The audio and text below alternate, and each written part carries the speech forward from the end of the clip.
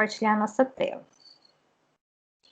Igual hoje à tarde, né, nós vamos conversar de um tema que, a princípio, a gente pode até achar assim, nossa, a gente já sabe disso, fica um pouco... é meio cansativo, mas não é. Vocês vão ver que é um tema que é o controle químico e controle mecânico do biofilme bacteriano. É um tema que, se você domina bem, né, dominando bem, é o diferencial do profissional, porque é o dia a dia, certo? É o dia a dia do clínico. Você saber orientar muito bem qual enxaguante bucal que o seu paciente vai utilizar, você conseguir diagnosticar o porquê que aquele paciente tem muita sensibilidade dentária de acordo com o bochecho que ele está utilizando, né? Isso é conhecimento, é porque vocês realmente absorveram o conteúdo desse tema de hoje. São questões, assim, diárias. E aí, levando para o lado comercial, porque, querendo ou não, a nossa profissão, a gente também tem... Não é feio pensar no lado comercial, né? Às vezes a gente fica assim, ai meu Deus, vai falar de ganhar dinheiro, mas a gente está fazendo nossa profissão também pensando na parte financeira, né? Porque, afinal de contas, é um investimento altíssimo que a gente faz, né? Mas entrando nessa parte financeira, é um momento que a gente tem de ter um dinheiro entrando no seu consultório de uma forma sem estresse. Sem estresse. Muito melhor eu ganhar um pagamento num controle, numa terapia periodontal de suporte de um cliente, do que numa cirurgia super estressante que eu tive que fazer de levantamento de seio, que tem vários riscos de ter complicações pós-operatórias que isso vai resultar em custos para a clínica. Vocês estão me entendendo? Assim, é uma forma da gente aplicar um conhecimento com um embasamento científico, com muito conhecimento na prevenção, né? A prevenção é uma área que, infelizmente, às vezes é esquecida por alguns colegas, mas é uma das melhores áreas de se trabalhar, porque você trabalha gerando saúde, gerando qualidade de vida para o seu paciente, sendo justo com o seu paciente e para você sem estresse, né? Não, que eu amo fazer uma cirurgia, né? Eu adoro pegar lá, fazer em bloco, é excelente. Mas se a gente for pôr na balança, né, é muito melhor aquela entrada financeira de situações menos complexas, tá? Então vamos olhar essa aula também pensando nesse lado, que é uma outra vertente que vai ter na clínica de vocês, né, que é a prevenção, tá bom, pessoal? Não é feio falar assim de ganhar dinheiro, não. Teve uma época que eu ficava muito assim, ai, não, faço odontologia por amor mesmo, tudo. É por amor, mas só de amor não paga as contas, né? Então não é feio a gente falar dessa parte no comercial, tá, pessoal? Então vamos lá, então vamos começar. É um tema que é muito interessante, sim. No primeiro momento, às vezes a gente pode ficar achando que não, mas vocês vão ver a aplicação disso na clínica, né? Então, a gente vai conversar hoje sobre o controle mecânico e químico do biofilme bacteriano. Que não deixa de ser, né, a parte preventiva. Claro que tem a parte ativa, né, que é ali no tratamento mesmo, naquela terapia básica inicial da periodontia, e tem a parte preventiva também, né, que a gente também aplica esses controles.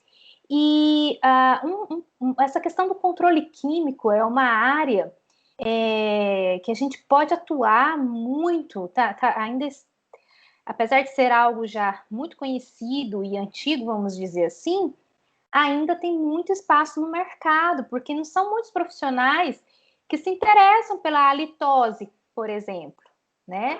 E a halitose está voltando, assim, está voltando no seguinte sentido, está aumentando, né, a incidência da halitose na nossa sociedade, devido o tipo de vida, né? O estilo de vida, né? Do que está sendo a nossa sociedade, que é um estilo de vida muito estressante, né? Então a litose está aumentando, voltando à sua incidência. Então é aí, ó, mais um nicho da gente trabalhar no consultório odontológico. Você estudar mais a fundo sobre a litose, né? E a periodontia, ela atua diretamente nisso daí, tá certo? Então, esse nosso objetivo geral de hoje, dessa tarde nossa, a gente vai falar bastante aí de como ter a manutenção da saúde gengival e periodontal ao longo prazo, né? Então, é a manutenção dessa saúde gengival, tanto como o pós-operatório, né, da terapia, como manutenção preventiva para não gerar doença gengival periodontal, né? Então, assim, a gente já conversou bastante, né, durante essas semanas aí. Quais são os sinais? Então, vocês já estão craques, experts, já sabem evidenciar os sinais de inflamação, né? A gente conhece as pistas, né, para a gente chegar ali, o que está levando àquela situação de doença, né? Então, aqui usando aquele verde de malaquita que eu comentei com vocês, esse corante, e mais uma vez, ressalto da gente utilizar naquele paciente que não tenha resinas, nem facetas cerâmicas ou de resina, tá ok? Devido à dificuldade de remoção dessa pigmentação depois, tá ok? Vamos só reforçar essa questão. Pode usar a fucsina, né, que é aquele evidenciador de placa vermelho, né, para a gente visualizar melhor. Mas é uma excelente ferramenta, mas se a gente não quiser utilizar, passando a sonda, tá ok? Então, vocês já estão craques de detectar os sinais, as pistas, né, que vai levar e as evidências, né? Então, a gente sabe que a inflamação gengival acompanha de forma consistente a intensidade do acúmulo de placa, né? Então, a gente já sabe disso, que conforme vai acumulando essa placa, vai levando à inflamação gengival. Isso ó, desde 65, né? Muito antigo esse conhecimento. E, às vezes, a gente tem evidências super fortes, né?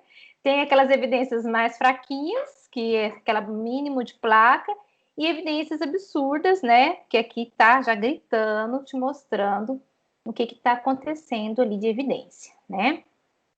A gente sabe que a gente, com o acúmulo de placa, a gente tem consequências nessa perda de inserção, né? Então, a manutenção da saúde gengival resulta na prevenção do início da doença periodontal, tá? Então, assim, a gente sabe que nem toda gengivite ela vai evoluir para periodontite, a gente sabe disso, que isso depende de toda aquela questão da multifatorial da doença periodontal. Mas a gente sabe que toda periodontite, ela já foi uma gengivite antes, certo? Então, essa afirmação, ela é antiguíssima, 1975, mas é atual, né? Ainda vale, que a manutenção de saúde gengival resulta na prevenção do início de doença periodontal. Né? Então, conforme tem a evolução dessa inflamação, a gente tem ali aquela perda de inserção clínica, migração apical, né, do epitélio juncional, reabsorção óssea e formação de bolsa periodontal, que isso pode resultar, sim, na perda do elemento dentário, né? Então, pessoal, às vezes a gente escuta algumas situações assim, mas você não pode afirmar que o indivíduo vai perder esse dente assim rapidamente, né? Por conta de doença periodontal. Eu conheço fulano que tem doença periodontal e tá com os dentes na boca, né? Sim, a gente não pode afirmar, para fazer pavor no paciente, né? Pressão de jeito nenhum.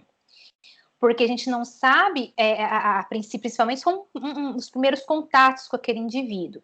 A partir do momento que eu tenho conhecimento do histórico, do desenvolvimento da doença naquele indivíduo, aí eu já posso começar a fazer algumas afirmações, conforme eu vou conhecendo a resposta dele à terapia, certo? Mas se é aquele primeiro contato com ele, eu tenho que alertá-lo que sim, que a doença periodontal pode levar sim à perda do elemento dentário se não tratado corretamente, né? Então, não quer dizer que eu vou perder, então vou perder todos os meus dentes. Não é isso. É se não tratado corretamente. Um exemplo claro aqui que me veio na cabeça agora é tratando uma colega nossa, periodontista não, cirurgiã dentista, uma amiga minha, que ela chegou, agora muito amiga minha, mas quando a gente se conheceu a primeira vez, ela veio como paciente mesmo, desesperada, porque ela tinha observado que ela estava começando a perder as papilas interproximais e que ela tinha passado por um outro colega periodontista em que detectou, havia diagnosticado nela a periodontite agressiva. Na época era agressiva, né? A classificação, por quê? Por ela ser uma paciente jovem, com muita pouca placa, mas com perdas de inserção. E ela chegou desesperada, falando: eu vou perder todos os meus dentes, Thais Ângela, o que eu faço, né? E aí, ou seja, ela estava com essa verdade, que doença periodontal leva à perda de todos os dentes. Isso a gente já tem uns 7 anos de tratamento, 7 anos ela está com todos os dentes na boca, né? Ou seja, ainda mais sendo uma exímia higienizadora, sendo dentista. Mas concluindo o caso dela, sim, para fechar o parêntese, eu tive que trabalhar com ela a parte psicológica dela reduzir a intensidade da higienização dela, porque na verdade perdas de tecido devido a trauma de escovação. Então, as perdas de papila que ela apresentou naquele momento que a gente começou, é porque ela não parava de passar o fio dental, né, nas interproximais, e aí ela não satisfeita com o fio dental, ela começou a usar o Superfloss. Vocês conhecem o Superfloss? É aquele fio dental mais gordinho para ortodontia, né? Então, ela angustiada, ela usava o Superfloss e ele ia empurrando a papila dela, e ela com biotipo fino, delicadíssimo.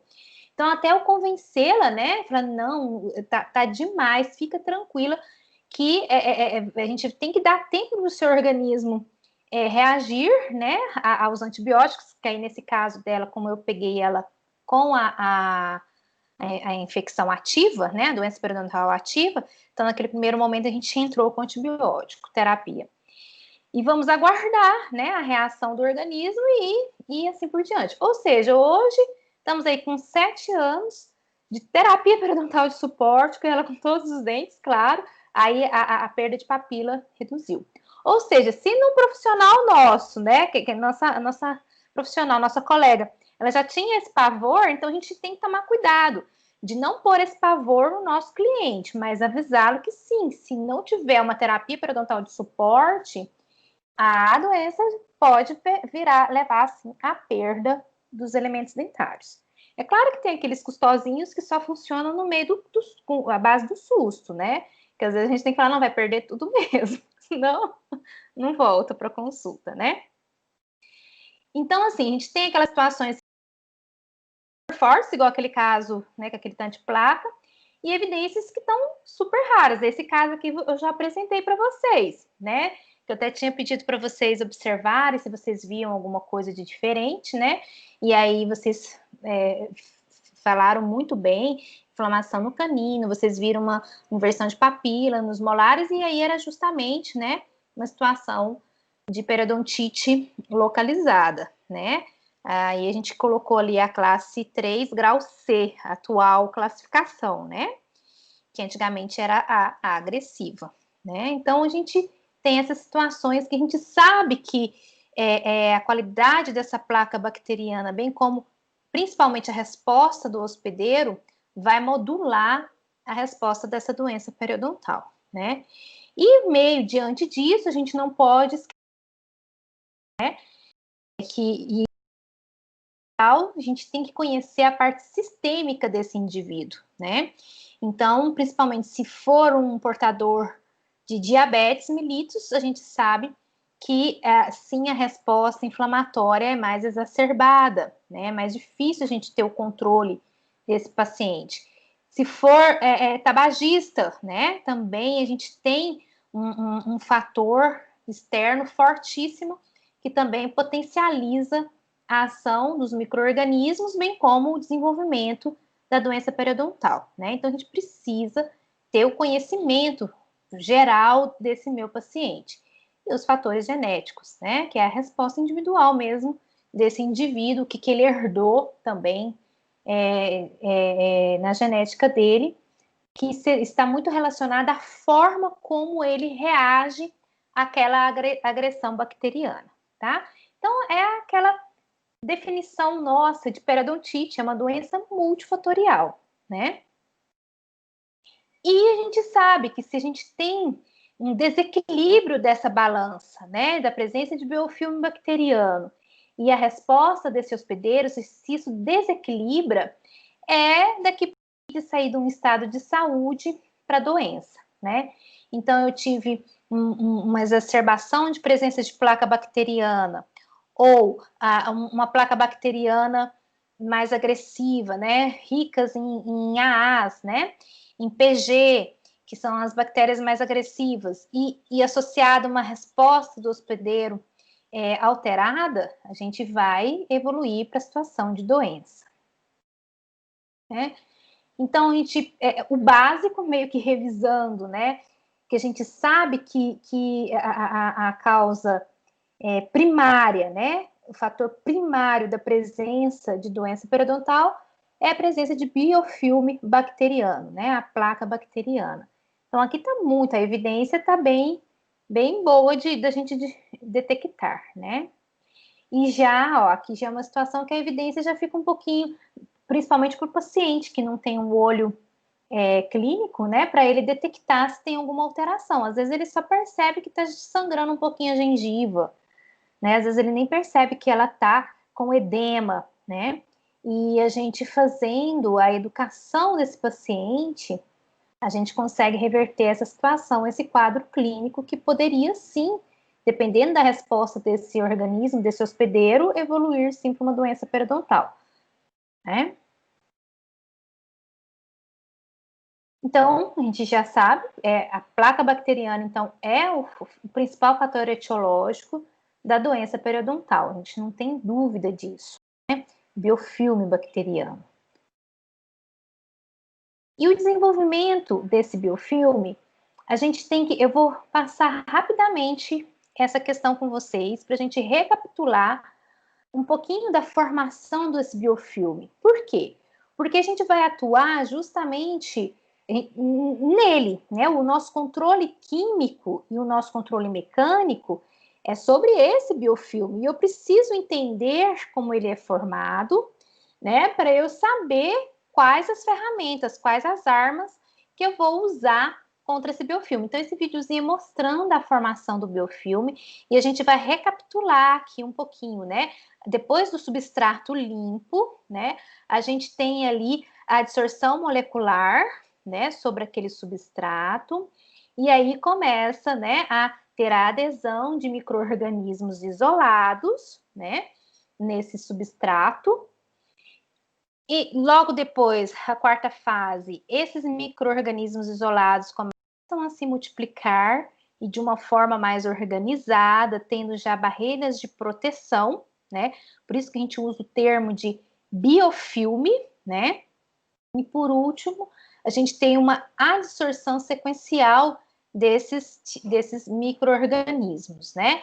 Então, olha só, um videozinho acelerado, né? Num prazo aí de 48 horas, a gente tem a formação completa desse biofilme, bem organizado, extremamente organizado, após uma escovação, vamos dizer assim, né? Então, se após a escovação, aquele substrato duro, né, que seria o esmalte, não sofrer nenhum distúrbio, seja por uma outra escovação, ou seja, por um alimento mais duro, né, ele vai ter toda essa sequência de formação, formando esse biofilme altamente protegido, né, por isso do termo biofilme, por isso que a gente meio que, a gente não, né, a comunidade científica tirou o termo placa bacteriana, porque placa dá uma sensação de estável, né, mas o biofilme já dá mais essa ideia mesmo que é algo muito organizado e dinâmico. Então, olha só, aquela superfície toda preenchida pelo biofilme, né? Bom, então, só recapitulando mais um pouquinho, né? Ali naquele início, a gente tem uma adesão reversível, tendo aquela formação da película. E ela é altamente reversível, a gente, né, passar a escova ali e ela sai rapidamente, né? Aí começa a primeira colonização dos micro-organismos separadamente, e aí a coagregação, que eles começam a se multiplicar, né? Aí, com multiplicação e a recolonização e maturação desse biofilme, tá ok? Então, é importante a gente recapitular isso daqui na formação do biofilme bacteriano, tá? Então, o biofilme dental, ele constitui-se basicamente de micro-organismos, produtos bacterianos, componentes salivares e resíduos da dieta, certo? Então, não é só, às vezes, aquela placa amolecida, né? Aquela massinha esbranquiçada, por exemplo, que o paciente vê, não é só restos alimentares, né? A gente tem que utilizar, aproveitar aquele material para explicar para esse paciente que aquilo ali está vivo. São micro-organismos, restos, produtos bacterianos, né? Componentes salivares e resíduos de dieta, tá ok? Então é sempre bom nesse momento, se você, na hora que você está trabalhando com seu paciente, mostrar figuras de microscopia mesmo, para ele se impressionar, falar, nossa, isso aí tá na minha boca, doutora. Tá na sua boca, né? E você tá ingerindo isso daí, ok? Então é muito interessante a gente ter essas imagens para mostrar para o paciente. Então, assim, a gente tem, é de grande importância, né, a gente saber que é um agente etiológico da cárie e de doença periodontal. A maior causa de insucesso em todas as especialidades odontológicas, né? Então, assim, todas. Presença de biofilme leva ao insucesso. Às vezes você faz aquela cirurgia perfeita, né? Que ficou super, por exemplo, uma cirurgia, vamos pegar uma cirurgia simples, né? Uma extração de um dente que estava super tranquilo, mas contaminou com biofilme. Tá, o problema da alveolite instalada ali, né? Pode ser um implante que você instalou super bem feitinho, totalmente rigoroso na instalação, sem aquecimento de broca, com irrigação, sem quebrar a cadeia séptica, né? Da sua cirurgia, mas você não entende por que o implante foi perdido lá na frente. Provavelmente devido a um má controle pós-operatório do paciente, que não fez o bochecho de forma adequada, o bochecho de periogarde, por exemplo, né? Alguma coisa que entrou o biofilme e levou à perda desse elemento. E assim por diante, na ortodontia, né? Eu posso ter desenvolvimento de perdas ósseas devido durante o tratamento ortodôntico, sem falar, né, na dentística, que se eu faço restaurações com excesso, e aí tem, por exemplo, uma faceta linda, maravilhosa nessa região, mas ficou com um degrau nessa região, tenho problemas, tenho insucesso, tá? Então, a gente tem que conhecer, né, esse danadinho. Peraí, não... Então, assim, não há uma correlação entre porcentagem de biofilme e cárie, né? Não significa porque que tem muito biofilme, o indivíduo vai ser cariativo. Está mais ligado à dieta alimentar, né? Se tem muito açúcar, né? Então, há relação entre consumo frequente de sacarose, níveis de infecção por mutans cárie, né?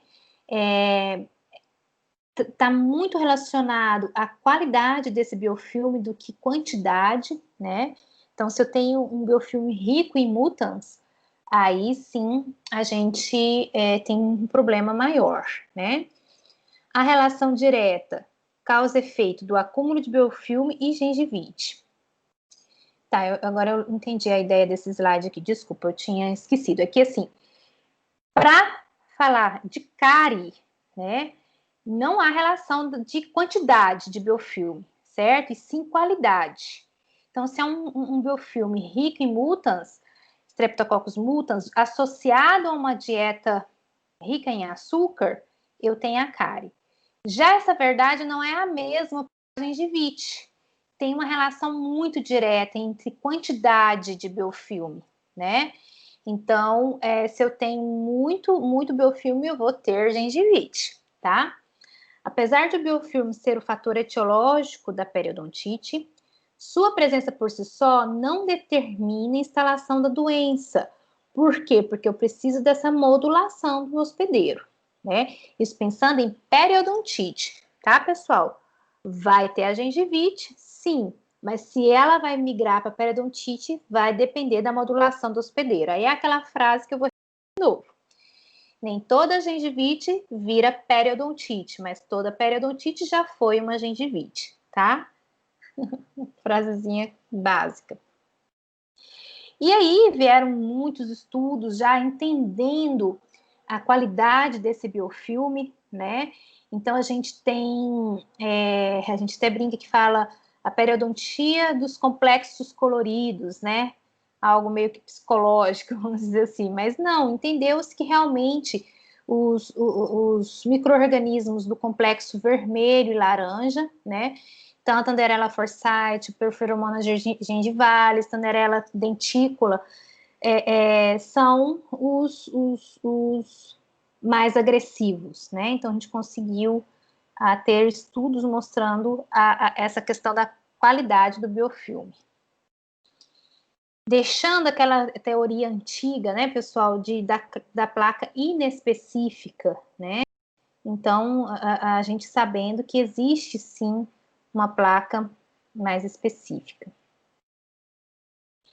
Então, pessoal, por que precisa, a gente tem que entender essa complexidade, né, desse biofilme, e entender que o biofilme sim, ele tem uma supremacia, né? Por que é importante?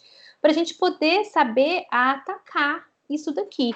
E uma vez ele tendo essa organização super estruturada, né, super protetora, porque tem uma proteção, né, da agressão externa para atingir os indivíduos mais internos, porque uma vez eu conhecendo isso, eu sei que não adianta eu administrar um antibiótico sistêmico num biofilme desse sem realmente intervir mecanicamente, porque ele vai se autoproteger, né? Então a gente tem que saber disso, porque às vezes tem aquela situação, por exemplo, da aula hoje de manhã. Vamos supor que aquela paciente do abscesso periodontal que eu perguntei para vocês realmente tivesse febre e gânglios infartados, né? Então, a gente iria entrar com antibiótico. A conduta de pegar essa paciente, falar, não, vamos só entrar com antibiótico e daqui 2 dias a senhora volta e a gente trabalha nesse dente. Está errada, porque esse antibiótico não vai fazer nem cócega naquele biofilme bacteriano dentro daquele abscesso, certo? Não adianta. A gente precisa mexer, desorganizar esse biofilme e aí sim entrar com antibiótico sistêmico ou local, tá ok? Então, a gente via antigamente algumas situações de paciente com abscesso, né? Abscesso endodôntico mesmo, e aí o colega fazia prescrição do antibiótico e mandava ir para casa. Não, hoje sabe o certo a gente tem que desorganizar toda essa estrutura, aí sim o antibiótico vai fazer efeito. Às vezes você pode até me questionar, não, professora, mas a gente já viu o caso de entra com antibiótico, até reduz o abscesso, aí a pessoa volta e a gente atua. Sim, pode ter uma redução, mas não tem a solução desse abscesso. E aí você aplicou o antibiótico antes, você faz a intervenção depois, e aí pode ter criado resistência bacteriana ali, e o antibiótico não vai fazer efeito, né? Ou então você precisa de um antibiótico a mais a longo prazo e você sobrecarregou o organismo do indivíduo sendo que aqueles 2 dias antes o antibiótico reduziu muito pouco, perto do que seria se você realmente fizesse a drenagem, tá? Então, hoje a gente sabe que o biofilme, ele sim, ele tem uma proteção, e a gente precisa desorganizá-lo mecanicamente para que os antibióticos sistêmicos e locais tenham uma ação efetiva, tá? Alguma dúvida, pessoal?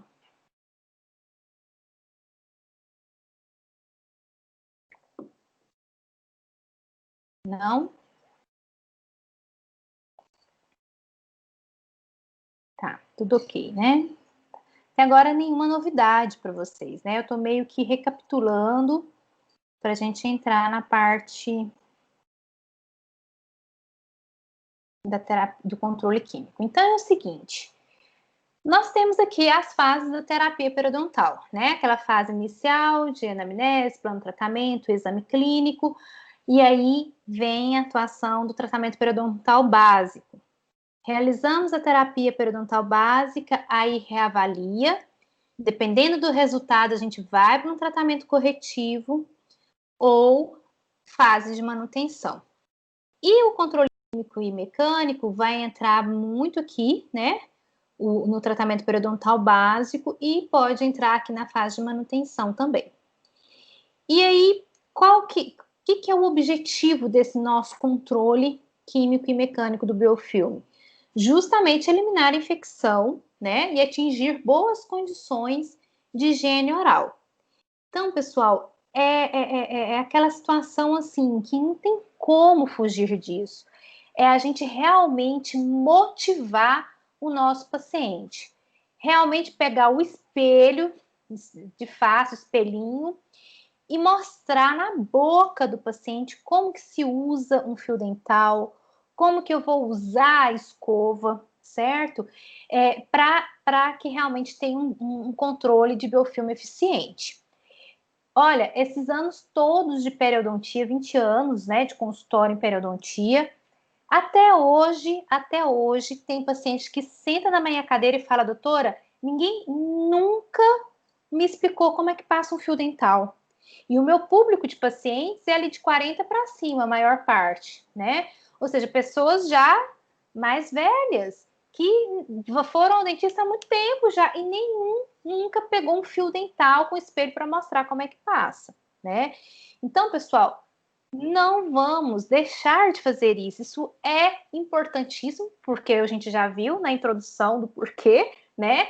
E é um diferencial, infelizmente, os profissionais estão numa roda constante do hamster ali rodando e na correria de pensando em ganhar dinheiro de outras, né, com as estéticas e tudo mais, e deixa de fazer o básico que vai levar para o sucesso das suas outras terapias, tá bom? Então, a gente precisa fazer motivação do paciente. E para isso, a gente tem que estar motivado, não é? É difícil você motivar uma pessoa se você não acreditar naquilo que você está falando. Então, você tem que estar motivado nesse momento. Você tem que pôr na sua cabeça que você não está perdendo tempo.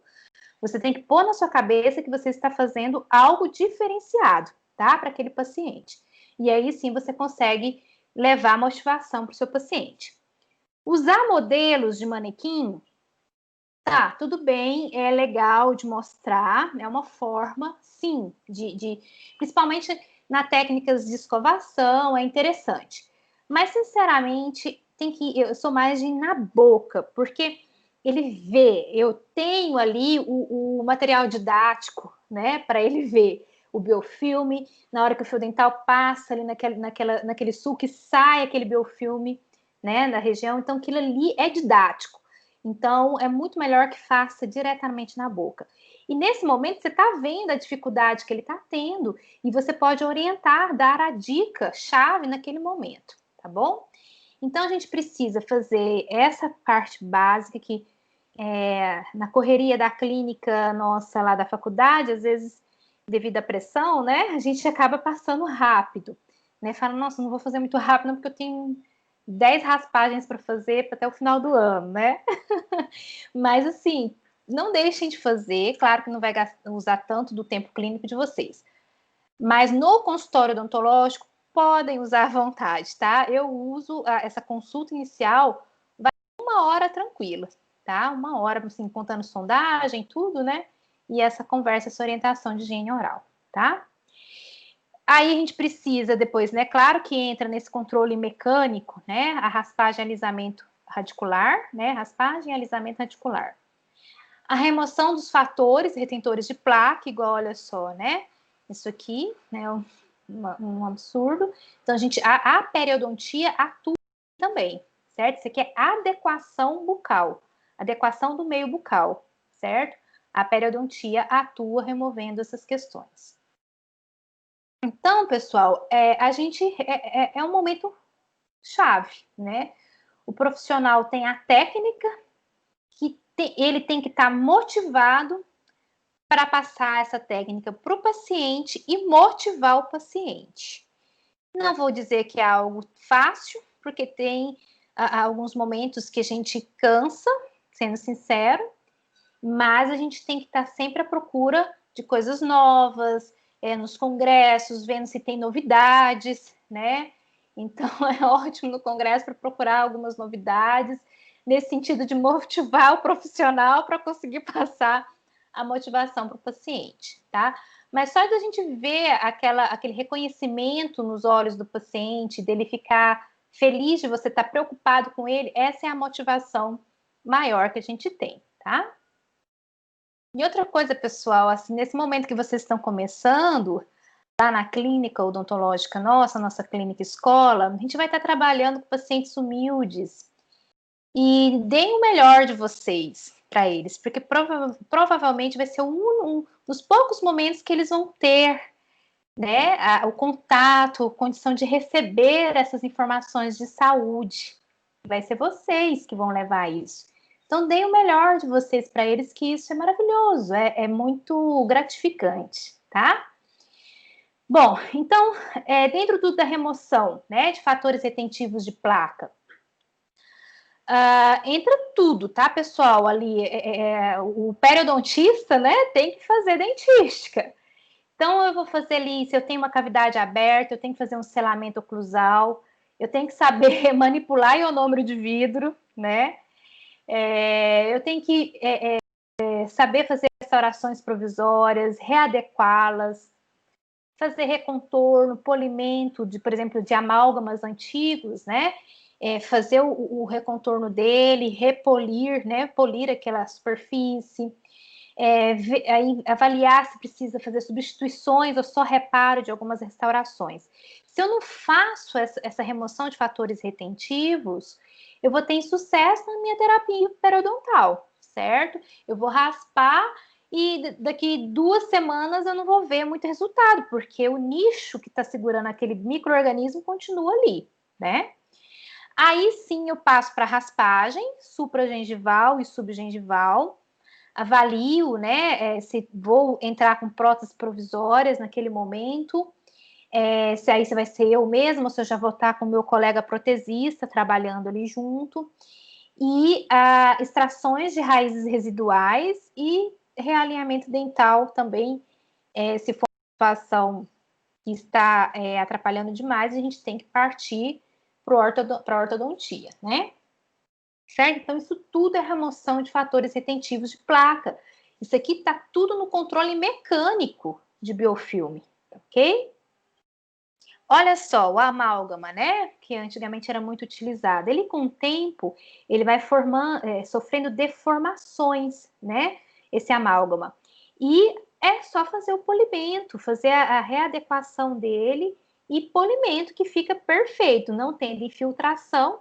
É uma restauração muito boa, né? Só a estética que realmente não dá, mas está lá no posterior, gente, a pessoa sorri e não aparece, eu não proponho trocar a amálgama, tá?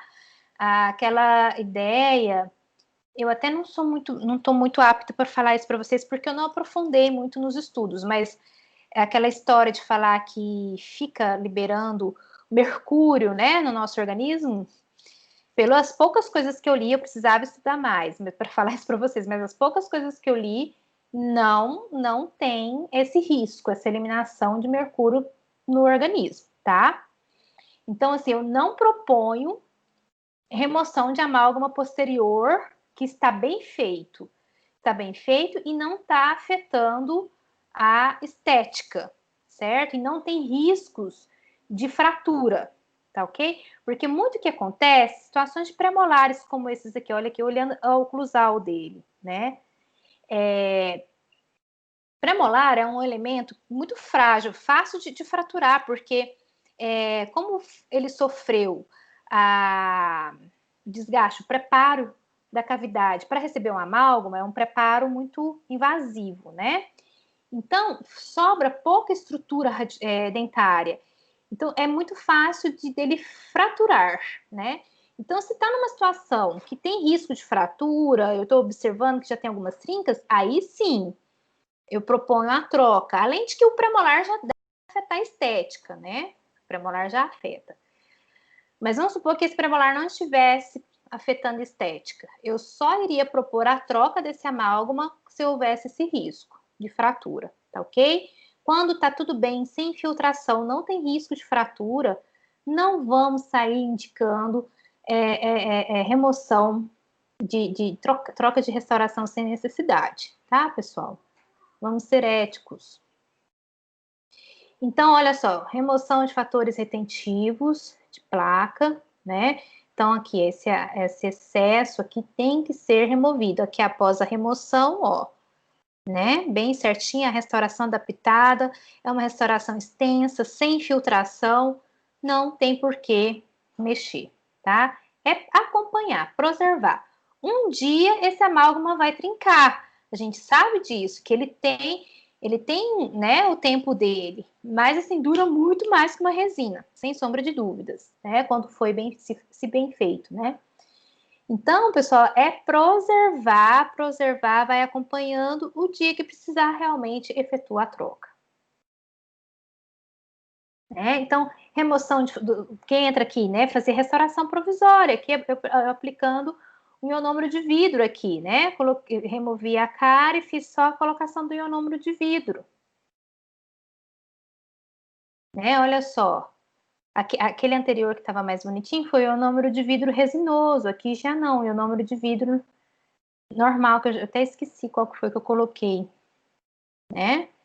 Provisoriamente, para fazer a adequação do meio. Não adianta eu fazer uma raspagem nesse dente com cárie nessa região, né? E aí, depois feita aquela adequação de meio bucal, eu entro para raspagem supra e subgengival, ok? Então, aí, eu entro na fase inicial da terapia periodontal, certo? E essa fase inicial, eu posso fazer em uma única sessão, que vai ser aquela raspagem supragengival boca toda. E aí, o ultrassom, os instrumentos sônicos e ultrassônicos, né, entra para nos ajudar bastante, né?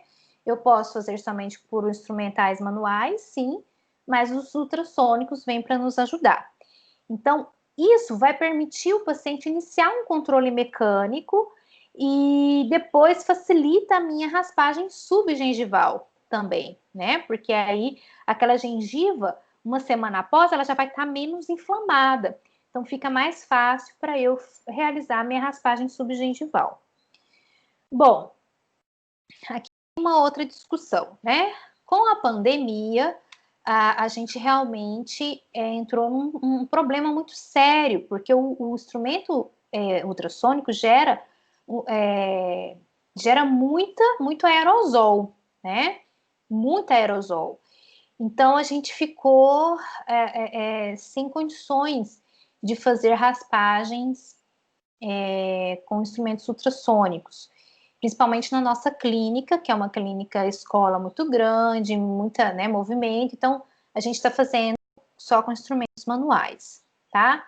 Não vejam isso como algo terrível, porque é um momento da gente treinar também, utilizar bem uma cureta, manusear bem uma cureta, porque agora, ó, eu lá no meu consultório só estou manuseando cureta, né? Se eu não soubesse utilizar, aí sim eu estaria em maus lençóis, né? Ok? Apesar de ter outros recursos que aí foram desenvolvendo com o tempo dessa pandemia, além de estar usando sempre a bomba a vácuo, né, de alta sucção para reduzir O aerosol, criaram dispositivos para colocar na ponta do ultrassom e reduzir um pouco esse aerosol. Eu adquiri o dispositivo, é positivo, mas não deixa de ter aerosol, tá? Então, assim, quando eu vejo que é uma situação de um paciente que agora nem raspa com ultrassom, né? Ainda mais estando gestante, de jeito nenhum. No entanto, eu reduzi bastante meu atendimento também em consultório. Só manual, tá? Só manual por conta desse aerosol. Então, vamos conhecer um pouquinho desses instrumentais, né? Vocês já conhecem bastante as curetas manuais, né? Já sabem as indicações, já estão familiarizados. É bom a gente conhecer também os sônicos e ultrassônicos. Nós temos essas curetas sônicas, né? Algumas marcas, né? Titan S, Micromega Air Scaler. É um instrumento movimentado a ar, a gente conecta na cadeira, no equipo, né? A Cavo tem, nacionais, a Gnatus tem, e aí leva a essa vibração aqui da ponta ativa, mas são vibrações de 2.300 a 6.300 ciclos por segundo. É pouca vibração, e isso daqui leva, por isso que fala sônico, não ultrassônico. Isso é mais para supragengival. Não entra com uma cureta dessa, com um instrumento desse sônico subgengival, tá? Porque primeiro a ponta é muito grossa, grotesca, né? Olha só, ela é bem grotesca. E como ele é sônico, a vibração é grotesca, você perde um pouco a sensibilidade manual. Então, você não tem muita delicadeza para entrar subgengival. Então, as chances de machucar o paciente aumenta, tá bom? Então, tem um desses só para supragengival, tá? Na verdade, eu nem tenho. Não investi nisso, porque eu acho que não vale a pena, uma vez sendo periodontista que vai, né, a fundo depois. E aí sim investir num instrumento como esse. Olha a diferença, a delicadeza das pontas desse instrumento da Cavitron, né? E olha que 25.000 a 500.000 ciclos por segundo. Então, por isso que fala ultrassônica, aquela vibração assim que é delicada, né? Então, a gente vai utilizar esse instrumento com movimentos de varredura, com vibração paralela à superfície dental. Ou seja, eu nunca vou com a pontinha dele perpendicular ao dente. Nunca. Porque se eu faço assim, eu faço uma perfuração na minha raiz.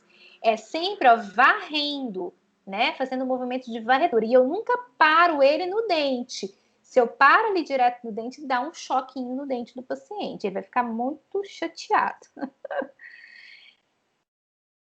É maravilhoso, né, Flávio? Ai, Flávio, você deve estar muito chateado de não poder usar lá na clínica, né? Breno, outra vida. Pois é, outra vida, né? Não pode levar, pelo amor de Deus. Ainda mais que o Cavitron é pequenininho, né? A questão é do aerosol. Não vamos, não vamos correr esse risco. Você adquiriu a pontinha, Flávio? Não, também não. O bicarbonato também não. Porque o bicarbonato, ele também gera aerosol, né? Então, o bicarbonato também gera aerosol, aí não pode, tá bom? Foi até bom você falar do bicarbonato, que eu vou fazer uma observação depois, tá? Para vocês, assim, essa questão do bicarbonato. Espera aí só um pouquinho. Vamos voltar lá e eu faço a observação também do bicarbonato. Então, assim, o Cavitron, ele tem essas pontinhas que a gente pode comprar tanto da Cavitron como também da Rufraidi, né? A Rufraidi ou Rufride. Eles vendem e a gente adapta no Cavitron. O Cavitron é fantástico, super sensível, super o incômodo que causa no paciente é muito pouco.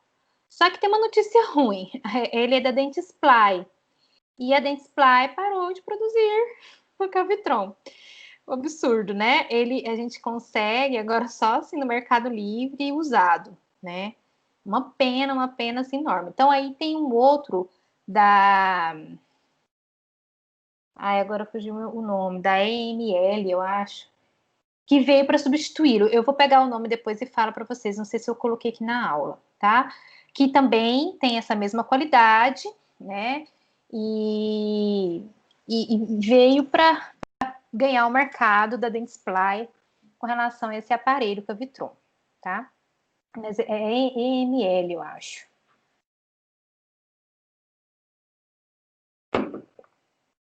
Vocês sabem? Breno, Flávio? EML ou EGL? Eu vou olhar, depois eu falo a marca para vocês. Desculpa, gente, que eu acabei esquecendo. O meu é o Cavitron, a Dentsply, não, né? Mas eu vou pegar porque ela veio justamente para substituir, né, da Dentsply. Então, é uma marca também, acho que é suíça também, essa marca, para que veio para substituir, né? Nós temos alguns instrumentais também para fazer a raspagem subgengival, né? Alguns instrumentos rotatórios que a gente pode utilizar para tirar. Não, não é Excel, não, Flávio. Não é Excel, não, mas já vai vir na minha cabeça que eu falo. Também eu vejo depois na internet e falo para vocês, mas não é o Excel, não. Aqui, esses instrumentos, eles são excelentes para adaptar nas concavidades das raízes, né? Então, são pontas de chama que a gente adapta ali, áreas de furca, né? Então, tem os instrumentos de movimento alternado, né? Para remoção de excessos de amálgama, né? Esse movimento é um contraângulo especial que chama EVA. Então ele faz esse movimento, né? Entra e sai ali, ó, nessa interproximal. Olha que maravilha. A gente pode fazer sim isso com uma lixa, né? Tira de lixa, pode perfeitamente. Mas usando esse instrumento, essa ponta, é outra vida também. É muito prático, rápido, não machuca o paciente. A tira de lixa, ela acaba, tem que tomar muito cuidado, que ela pode cortar, né? Essa gengiva, então, aqui, ó, mostrando a tira de lixa, completando, a gente tem que tomar muito cuidado aqui, né? Pra gente não cortar. Mas aquele excesso que tá aquela situação super grotesca, a gente usar essa ponta Eva é formidável, né? Ou, se eu não tenho, eu vou com a tira de lixa, eu vou com a lixa de metal, né, para remover o excesso, e eu tenho que refinar também, certo? Não é porque é amálgama que eu vou deixar aquela superfície arranhada, não. Aí eu entro com a tira de lixa de resina mesmo, para fazer ali a adequação ali daquela interproximal até ficar mais lisinho, tá bom? E o polimento coronário radicular, que também é um controle mecânico, né, do meu biofilme. E aqui, pessoal, eu quero alertá-los como utilizar, como fazer esse polimento coronário. Você vai ir com a sua taça de borracha, você vai friccionar, apertar contra o dente. Percebam aqui nessa foto, na hora que eu apertei contra o dente, a taça de borracha abriu uma saia, uma sainha. Isso aqui é excelente. Então, assim, primeiro, não compra aquelas taças de borracha super rígidas, né? Ela tem que ter uma flexibilidade. Por quê? Para isso, porque na hora que você pressiona bem próximo à margem gengival, essa sainha, ela vai entrar lá no suco gengival. E você vai avisar para o seu paciente, ó, eu vou encostar na gengiva, tá bom? Porque é o objetivo dele entrar ali naquele suco gengival para tirar aquela película da formação do biofilme. Lembra lá naquela fase de formação do biofilme? Então eu vou polir, tirar aquela película. Então eu preciso abrir a sainha da minha taça de borracha para ela entrar. Então, gente, polimento coronário e radicular. Não é só coronário, precisa fazer tudo de uma vez, não, tá bom? É coronário e radicular. Então, se eu tenho raiz exposta, eu vou ali na raiz exposta, eu entro no sulco para fazer o meu polimento, tá? Aí, eu vou fazer o parênteses aqui, Flávio, com relação ao jato de bicarbonato. O jato de bicarbonato, ele não substitui essa fase, tá?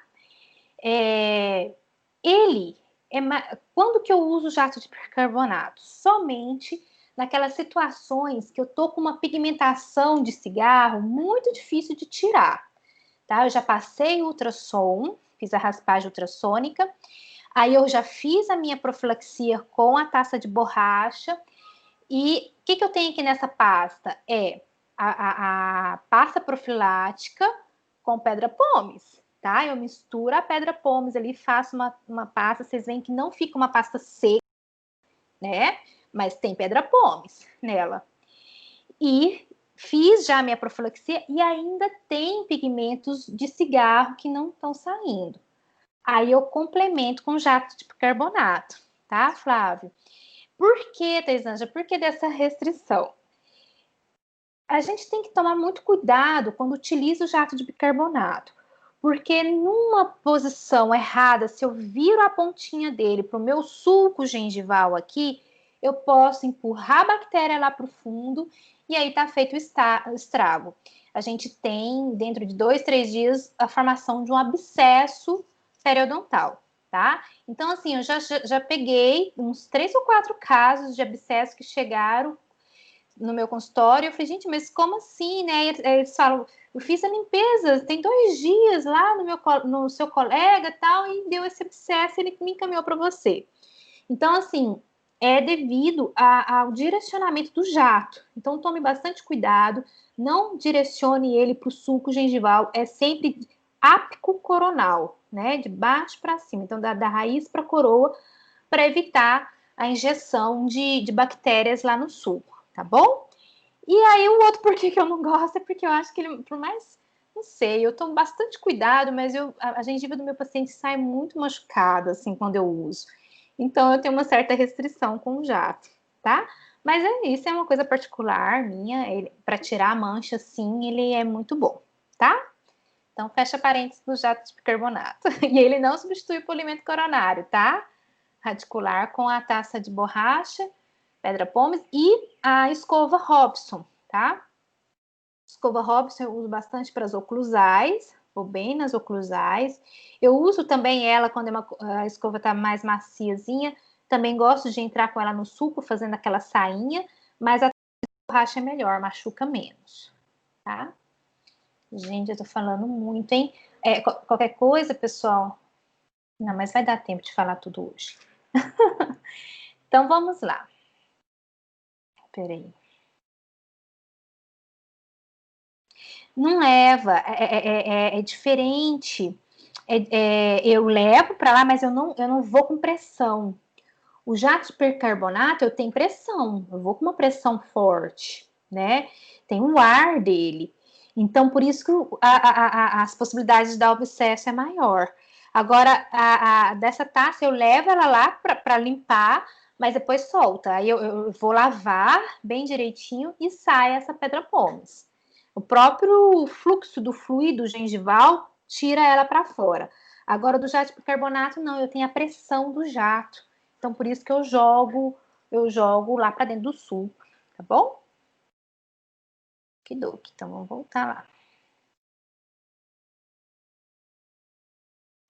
Então, tá. Resumo, da nossa adequação de meio bucal. O que é a adequação? É justamente remoção total de cálculo, ajuste ou substituição de restaurações e próteses mal adaptadas, restauração das lesões de cárie, se eu vou fazer provisoriamente ou já definitivo, muitas das vezes é provisório, né?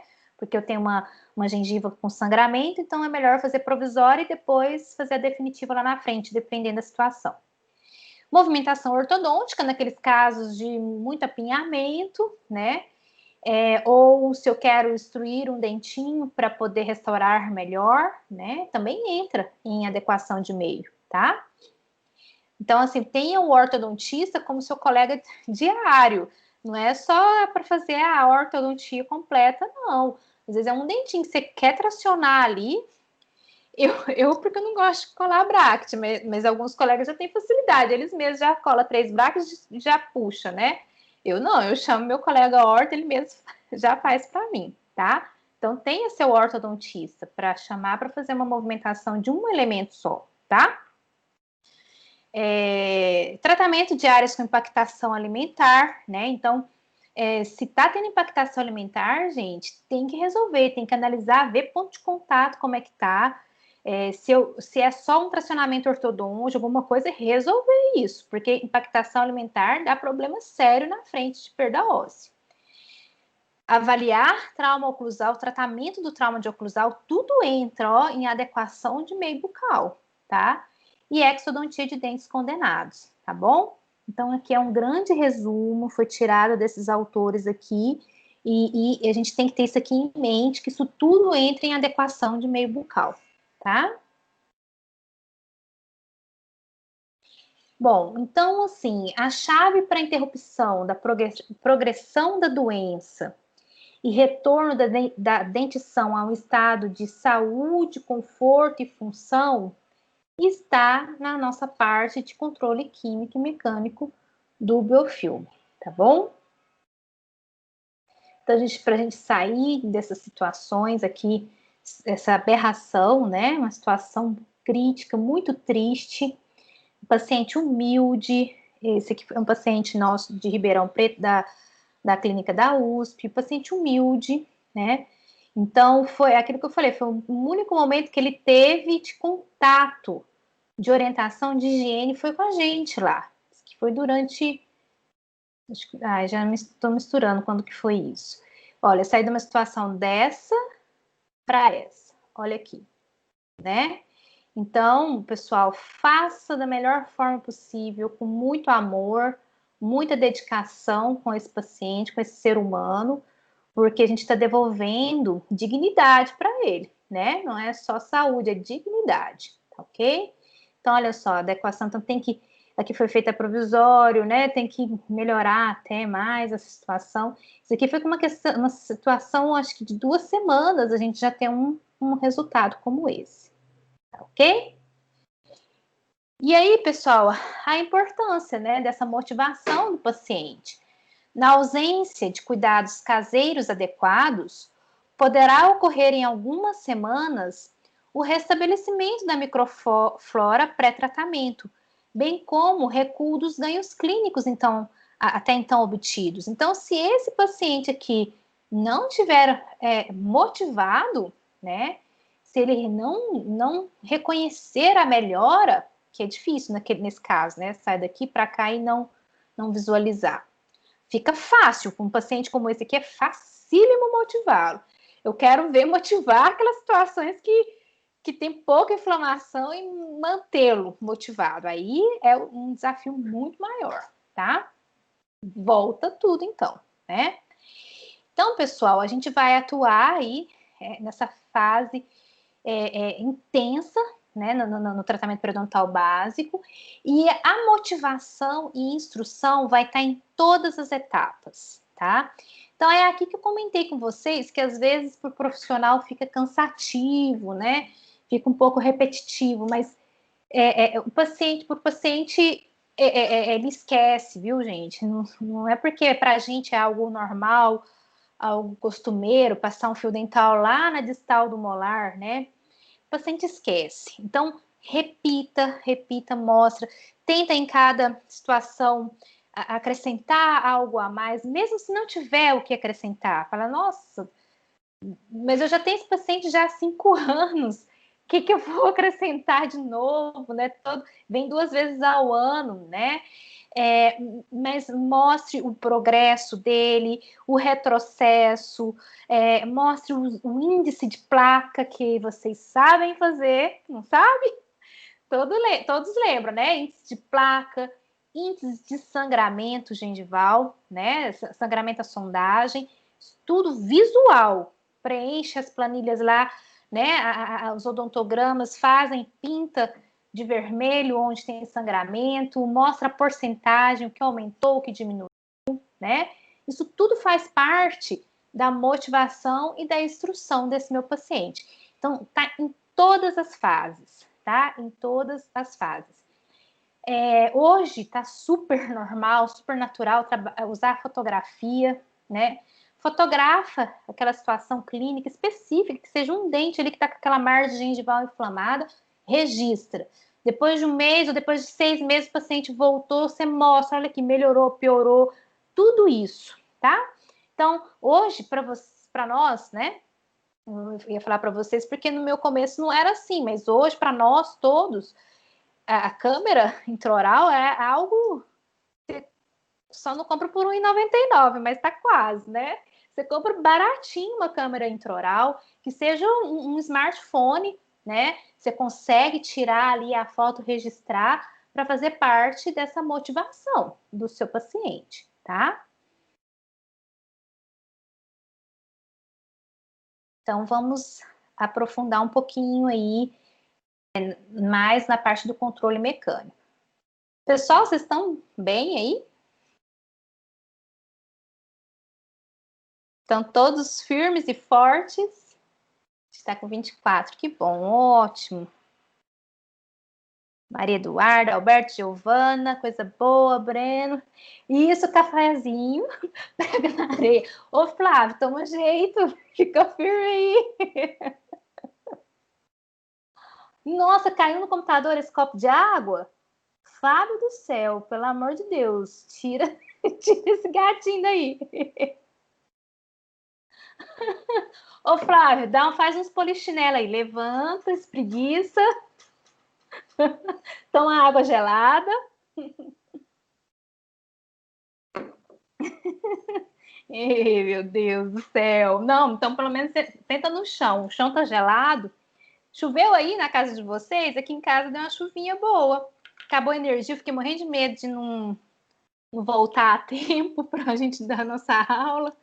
Pois é. Ah, não choveu, Maria Eduarda? Aqui caiu uma chuva gostosa, acabou até a energia. Ah, coisa boa, que bom.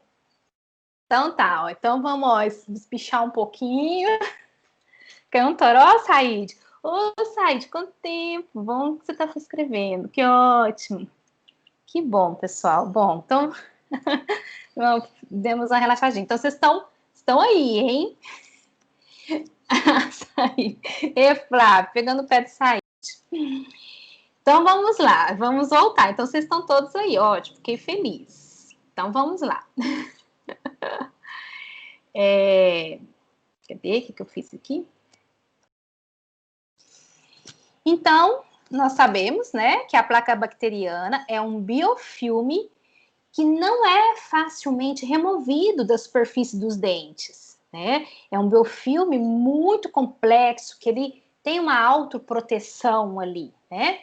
Então, o controle químico-mecânico dessa placa, desse biofilme, envolve sua remoção regular e a prevenção de seu acúmulo sobre os dentes e superfícies gengivais adjacentes. Então, a gente tem que ter uma prevenção regular. Obrigada.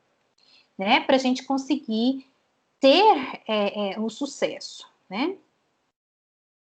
Então, o controle pelo paciente, de uma maneira geral, é uma recomendação geralmente aceita, é para que se escove os dentes 2 vezes ao dia por 2 minutos.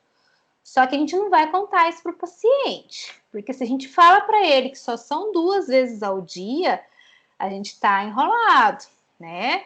Ele vai escovar só uma, tá? Então a gente tem que falar, não, pelo menos 3 vezes ao dia, tá bom? Então, para quê? Para a gente impedir a maturação dessa placa bacteriana, tá? Então a gente tem que fazer essa remoção para que a gente vai, muitas das vezes a gente não consegue remover até lá na área, destruir ela, né? Até na parte da película, né? Adquirida, fica uma parte ainda dessa placa. Então, aí por isso que fazendo isso constantemente, a gente não deixa essa placa maturar, tá ok? Então, a gente não vai contar para ele que 2 vezes ao dia já é suficiente, não, tá bom? Então, fazendo a escovação, limpeza da língua e uso de fio dental. Então, a gente tem aqui, né, uma odontologia baseada em evidência, que é a higiene oral na prevenção das doenças periodontais, né? Uma evidência científica que foi publicado no Journal of Periodontology em 2011, já não tá tão nova assim, né? Que mostra, né, que a higiene oral, ela tem uma ação muito forte na prevenção de desenvolvimento de doenças periodontais, entrando a gengivite e periodontite. Então, a gente tem que auxiliar o nosso paciente com a técnica de escovação a ser utilizada, né? Então, a técnica de escovação ideal é aquela que permite uma completa remoção da placa dental no menor tempo possível, sem causar danos ao tecido, tá? Então, pessoal, muitas das vezes o paciente tem em mente aquela ideia que tem que pôr força, né? Que tem que pôr força para limpar os dentes. E aí entra a gente para orientar que não, que a gente tem que fazer uma remoção completa daquele biofilme de forma, né, a técnica mais efetiva, mas sem forças, né? Então, para uma escovação de aparelho, orientar, né, que você vai escovar por baixo do bracket, depois por cima desse bracket, né? Aqui fazendo o movimento de base, uma das indicações, né? E que tem uma técnica com eficácia, né? Para isso, eu tenho que avaliar algumas características da minha escova. A minha escova, esse desenho da escova, é muito importante orientar para o paciente, porque no mercado, olha, a gente tem essas escovas cheias de borrachas, né? De cabeça que é molinha, cerdas coloridas que são trespassadas, né? Isso tudo é mais um marketing do que uma eficiência, tá?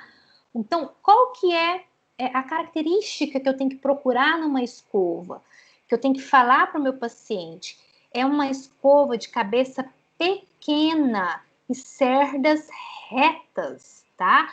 Então, tem aquelas escovas com as cerdas assim, que tem aquela escova que tem aquela 360 da Colgate, aquilo ali para mim é um crime, porque tem aquela borracha no meio, as cerdas laterais, ela vai perdendo a dureza, vai abrindo, e aí a borracha que começa a passar na gengiva. E aí a gente tem retração gengival, trauma, né? Então aquilo ali é um absurdo.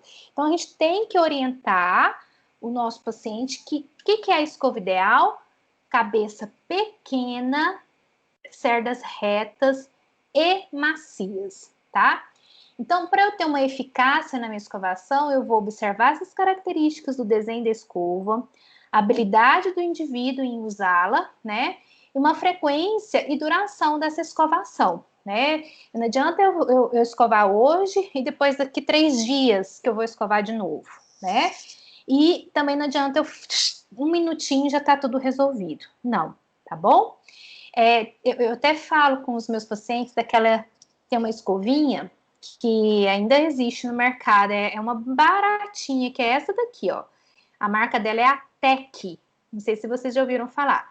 É uma escova que a cabeça dela é pequena, cerdas retinhas, ela é muito, muito boa no sentido do formato, mas ela dura muito pouco, por isso que não é 100%, porque ela com um mês tem que trocar, porque as cerdas já começam a abrir e a cerda vira uma navalha, tá? Se a gente pegar um microscópio e aumentar, ela vira uma navalha e começa a machucar a gengiva. Então eu falo, ó, você quer uma escova baratinha? Compra a Tec, que é uma escova ótima no formato, mas tem que trocar com frequência. Agora, se você quer uma escova que dure um pouquinho mais, então ali uns 3 meses realmente que as cerdas vai durar sem a cerda virar uma navalha, né? Aí você pode partir, sim, para uma Colgate, para uma Oral-B, para uma Curaprox, né? A Curaprox, a única coisa que eu não acho muito interessante nela é que eu acho a cabeça dela larga, né? Então, dependendo da boca do paciente, a cabeça dela bate na bochecha e não chega no último dente, tá? Então, a gente tem que observar isso. E tirar da cabeça dos nossos pacientes grandões, que a escova grande, porque a arcada é grande, eles vão nas escovas grandes. Não, nada disso, porque por lingual, ela fica ali batendo na língua e não chega onde tem que chegar, tá? Então, olha só, o desenho da escova, né, que eu comentei ali, o tamanho do cabo tem que ser um cabo longo, de preferência com alguma borracha ou algum sistema de retenção para a mão não escorregar, o que a escova Tec não tem, né? Que às vezes pode escorregar. Então, a gente vai ver sempre uma cabeça pequena, né? Os filamentos nivelados, né? As características das cerdas, igual assim, a qualidade das cerdas da Tec, a gente vê que a pontinha não é arredondada como das outras marcas, né?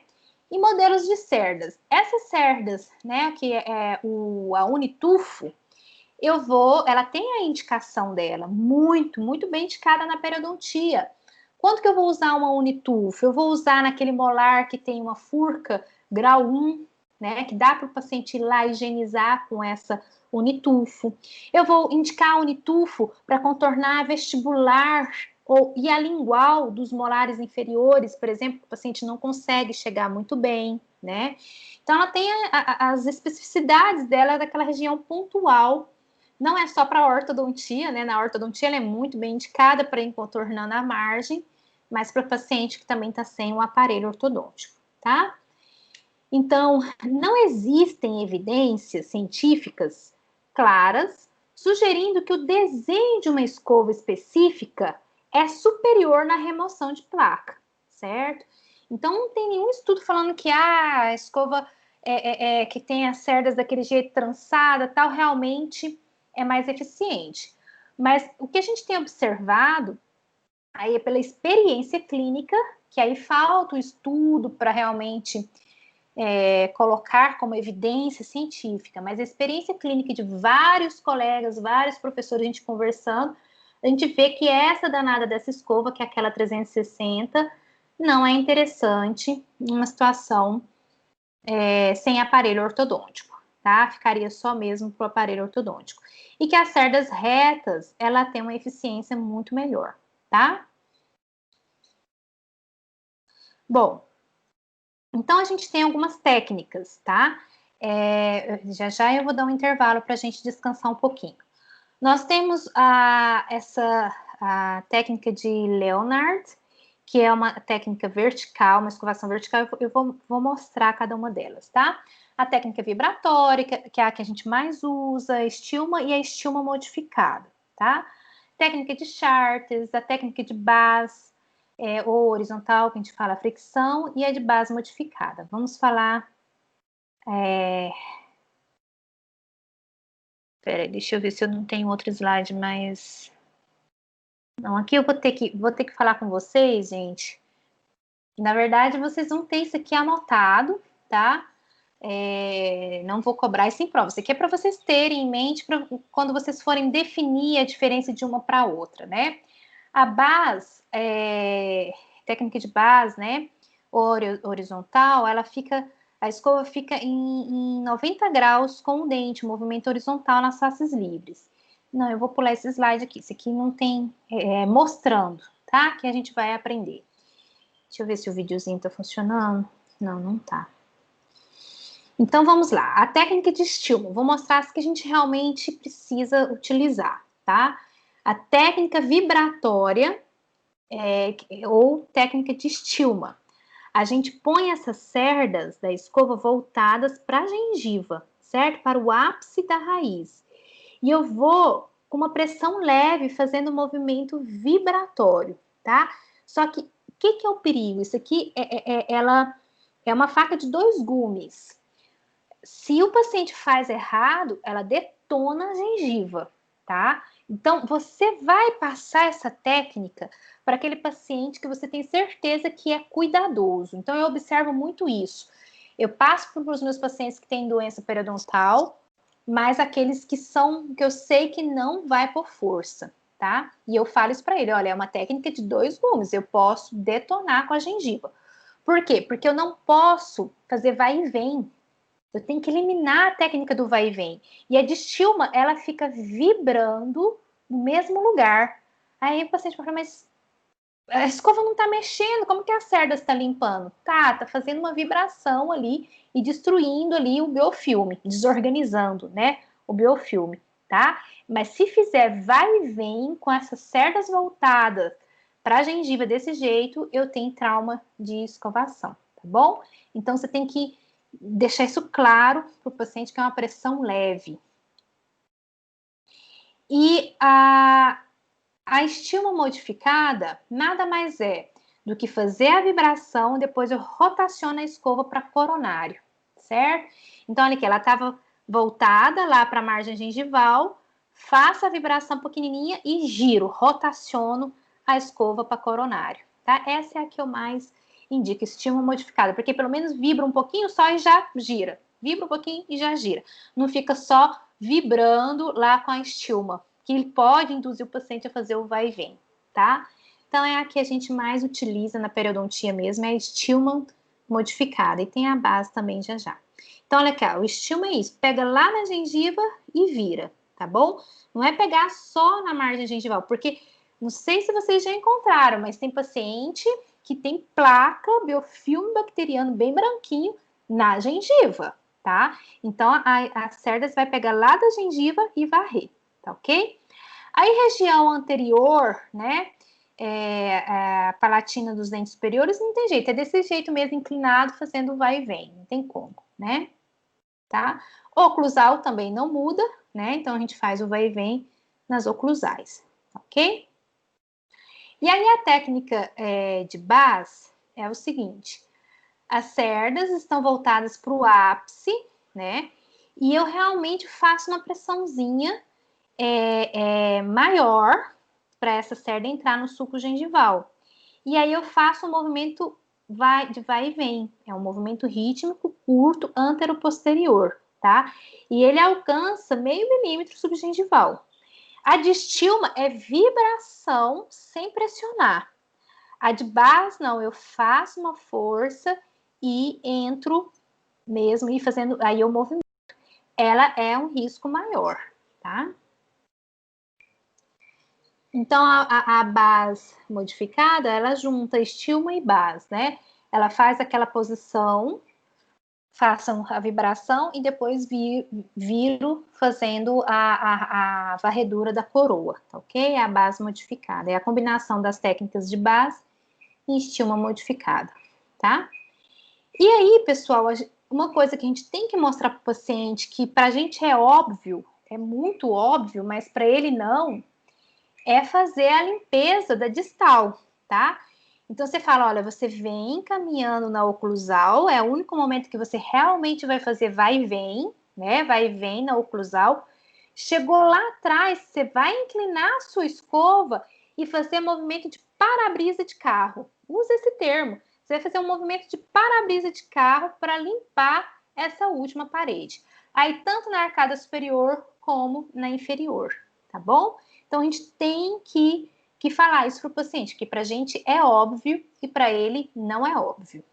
Outra coisa que eu gosto de falar muito é estabelecer uma sequência para esse paciente. Você fala para ele, olha, você vai começar escovando só a arcada superior, terminou a arcada superior, aí que você vai para a inferior, para não virar um samba do crioulo doido, vai para um lado, para cá, para o outro e você esquece alguma face. Então, começa toda a face de fora, falando os termos dele, né? Não vou falar vestibular, né? Você vai toda a face externa, toda a face fora dos dentes. Depois, você escova toda a parte de dentro. E aí, depois que você vai aonde morde. Aí, alguns já são familiarizados com o oclusal, né? Mas aí você fala, é só depois que você vai aonde morde, fazendo o vai e vem, que é o único momento que você vai fazer vai e vem. Terminou a arcada superior, aí que você vai para a inferior fazendo a mesma coisa. Toda a parte de fora, depois toda a parte de dentro, fazendo uma sequência a cada 2 dentes, tá? Então, gente, é muito óbvio pra gente, mas para eles não é.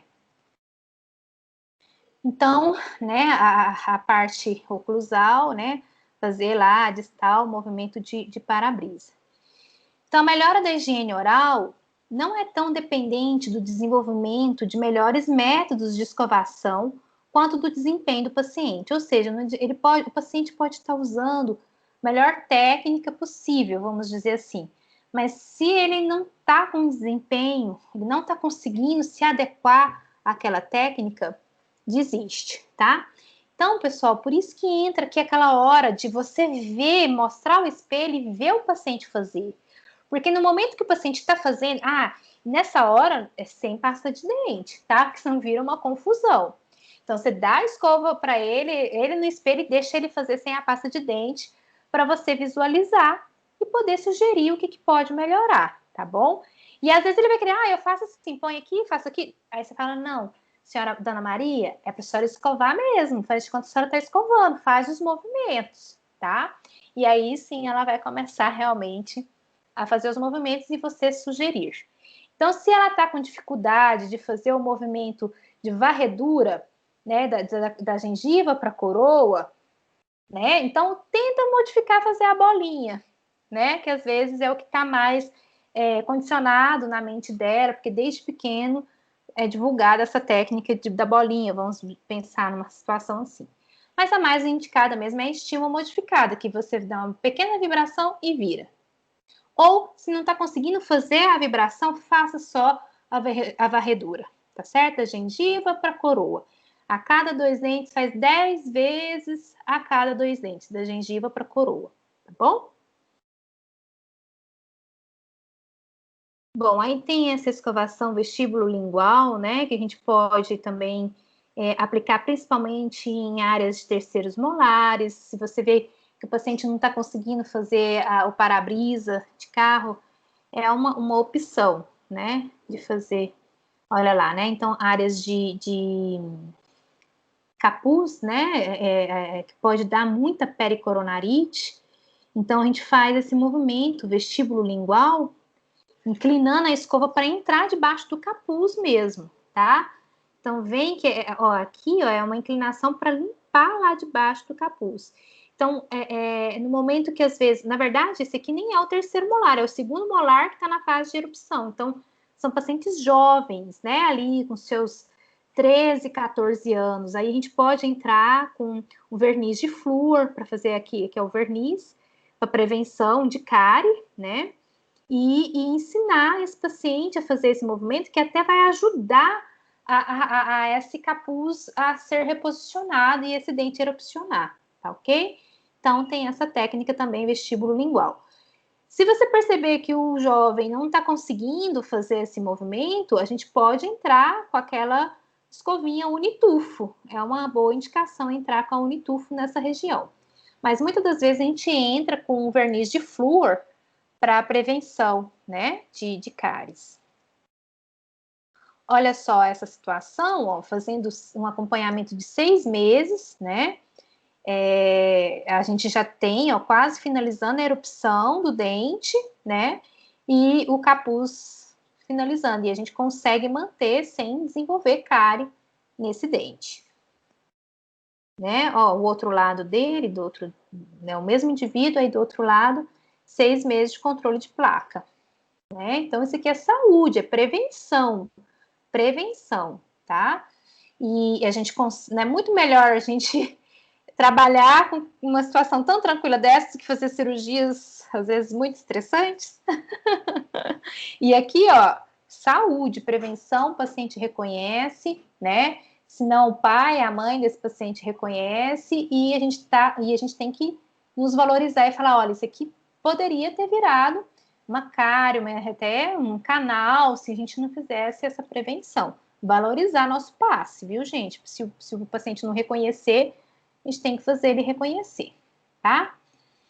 Bom, então, ainda falando da escovação, né, um pouco da frequência, a escovação, juntamente com a limpeza interdentária, ela pode ocorrer uma vez ao dia e também a cada 2 dias, preveniu igualmente o desenvolvimento da gengivite. Isso aqui é uma outra informação que o paciente não pode saber, tá? Porque se você faz uma escovação, né, utilizando o fio dental, limpeza interdentária, uma vez ao dia e espaçando 2 dias, a gente consegue prevenir gengivite. Mas se for aquela senhora escovação, né, usando fio dental. Então, pelo amor de Deus, a gente não deve passar essa informação aqui para o paciente, porque senão ele vai deitar, não vai usar mais fio dental, tá bom? Então, aí a gente tem que estar atuando, mostrando que precisa sim, porque senão o paciente periodontal não vai escovar, não vai usar fio dental. Ok, de maneira geral, apesar da falta de base científica, uma recomendação geralmente aceita é para que escove os dentes 2 vezes ao dia por 2 minutos, que aí é aquilo que a gente já tinha colocado, né? Já está meio que repetindo a informação. E de efetividade, a qualidade da escovação é de longe mais importante do que a frequência. Então, se eu faço uma escovação muito bem feita, se for realmente as 2 vezes ao dia, né, mas bem feita, com fio dental, é muito importante. A maioria dos indivíduos utiliza uma técnica de escovação horizontal simples em tempos de 30 a 60 segundos. Então, por isso que a gente tem uma higiene oral deficiente, né? Então, gerando problemas de cárie. Ok, então certamente muitos indivíduos removem apenas cerca de 50% da placa de seus dentes, mesmo quando escovam por 2 minutos. Então é uma técnica sem eficiência, né, sem qualidade. Então a gente tem um fracasso aí desse controle mecânico, né? Então, bom, e com relação às escovas elétricas, né? Tem as suas indicações, não são para todos os casos, é uma nova geração de escova. Alguns estudos mostram uma melhor eficácia na remoção de placa e no controle da inflamação gengival do que as escovas convencionais, geralmente nas superfícies proximais dos dentes. Porém, se a gente não fizer um uso correto, ela pode gerar traumas, tá? Então, se eu tô com a escova já elétrica, ainda pressionar demais, eu posso ter traumas, tá? Então, nós temos aí no mercado, mas é mais. No Brasil não é muito fácil de encontrar essas escovas iônicas, né? Que elas liberam íons negativos, e isso faz com que o cálcio e a placa não aderem muito, né, ao dente. Então, além da ação mecânica que ela está ali fazendo, ela também libera esses íons, dificultando a formação de cálculo, né? É mais assim um comércio, vamos dizer assim, tá? Tem as escovas elétricas, né, carregadas, né, com USB, então que até tem associado ao dispositivo do celular, avisando a hora de escovar, quanto tempo de escovação que você teve, né? Isso tudo para, que é o timer, né? Para estimular o paciente a escovar, né? Escovas com Bluetooth, né? Então, ó, você tem 1 minuto e 30 segundos para escovar. Então, tudo são alternativas, né? Para ter essa motivação do paciente engajar mesmo nessa questão. Nos Estados Unidos, nos supermercados, a gente acha isso demais, né? Tem essas escovas mastigáveis, imagina, para mim é o ápice da preguiça isso daqui. Eu comprei para experimentar, é horrível, assim, você morder essa borracha e ela fica passando na gengiva. Ela realmente limpa, mas também pode traumatizar, né? Então, assim, para mim é o ápice da preguiça. E ela já vem com um gostinho de menta, essas coisas tudo, né?